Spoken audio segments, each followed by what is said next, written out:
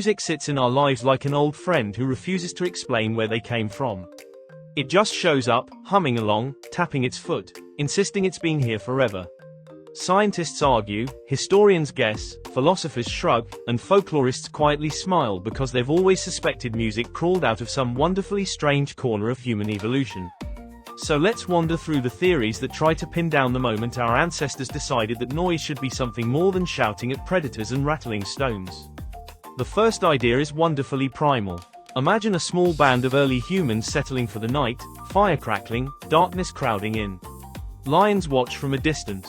Hyenas laugh from beyond the firelight. Someone stands up, lifts a stick, and begins to thump a rhythm against a hollow log. Someone else joins in. Voices rise, rough and raw. They don't sing to express themselves. They sing to scare everything else away. Joseph Jordanier would call this the audio-visual intimidating display. It's not a gentle lullaby. It's a collective roar. People stomp, shake, shout and growl in sync, and suddenly the group looks larger, stronger, and far more convincing as a threat.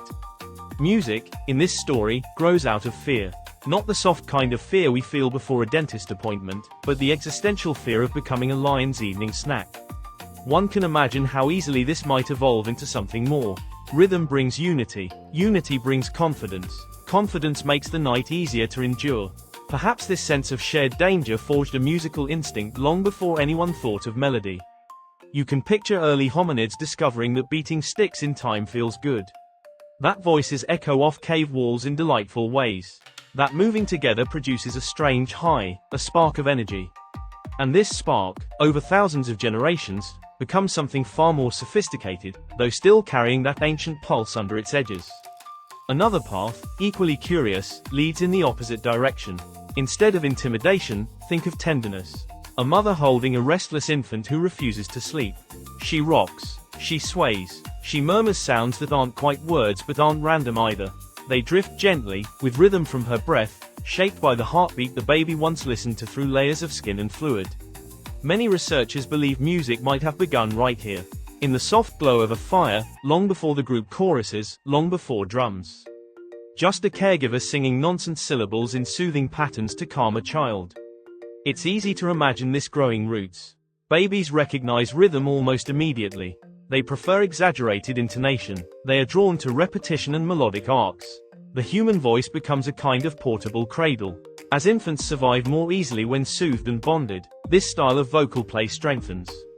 Before long, everyone in a group knows how to hum a bit, chant a bit, babble melodically. The leap from baby soothing to communal singing is surprisingly small. 1,000 generations later, lullabies remain almost identical across continents. The soft sway, the predictable rise and fall, the whisper that communicates safety. Now let's take a sideways step into a theory that treats music and language as siblings rather than rivals. Picture a world where our ancestors didn't have speech yet, but they didn't have silence either. Instead, they produced a hybrid form of sound, rhythmic, melodic, expressive, filled with emotional nuance yet lacking specific words. Some call this musa-language, a shared ancestor of both music and language. It's not hard to picture. If you've ever listened to someone speaking in a tonal language such as Yoruba or Mandarin, you can hear the music in their speech. If you've ever listened to a chant with no words, you can hear the language-like phrasing. This theory argues that humans once communicated in melodic contours long before anyone could label a tree as a tree or a rock as a rock. A mother might announce danger with a low falling note. A young hunter might express excitement with a sharp jumping interval. Over time, these vocalizations branch. Some become more referential, specific, precise. These become speech. Others become freer, more expressive, less burdened by meaning. These become music.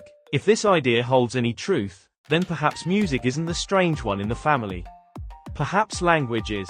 Perhaps music is simply what speech abandoned along the way. Then there's the cosmic option. Not cosmic in the sense of exploding stars and astrophysics equations, though those make their own oddly soothing sounds. Cosmic in the older sense. Pythagoras, for instance, believed the heavens operated as one grand musical instrument. Planets moved in mathematical ratios, and those ratios were identical to musical intervals. The universe, he insisted, sang. We just couldn't hear it. It's a poetic thought. Humans looking at the night sky, wondering who built the rules of harmony. Later generations of astronomers didn't fully embrace Pythagoras, but they never quite let go of him either. The idea that music reveals an underlying order remains seductive. And in the modern age, scientists who try to imagine communicating with extraterrestrial species often begin with sound. Rhythm makes sense everywhere. Mathematics makes sense everywhere. A melody might be the closest thing to a universal phrase. Perhaps this reaches too far. Or perhaps it shows how deep our attachment to music goes. When we try to speak to the cosmos, we reach for music before words. Maybe that's a hint that music feels fundamental, something anchored not just in human biology but in the very structure of experience. Or perhaps we simply enjoy imagining cosmic choirs because it makes the universe feel less indifferent and more like an orchestra waiting for us to join in. Finally, let's explore the most mischievous theory of all, the possibility that music didn't evolve for any purpose. That it's a delicious accident. The auditory cheesecake idea says humans evolved excellent auditory and motor systems for reasons unrelated to music, communication, coordination, recognizing threats. Once these systems existed, music slid into them like cream filling. It feels satisfying not because it was necessary but because it engages the machinery we built for other things. This means music might not carry deep evolutionary secrets. It might not help us survive lions or soothe infants in any adaptive way.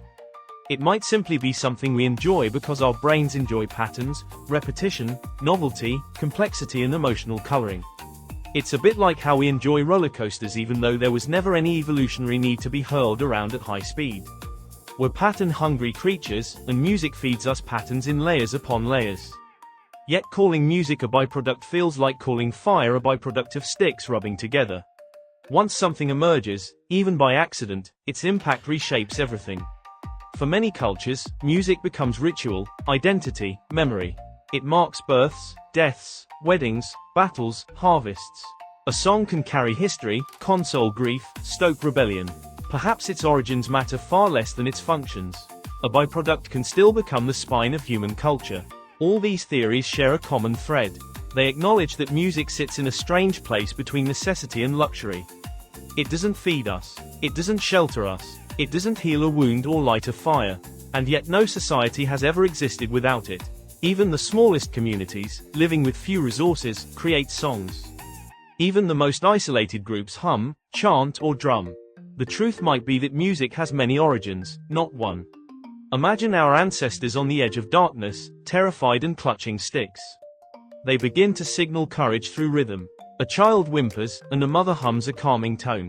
Hunters call each other with melodic phrases.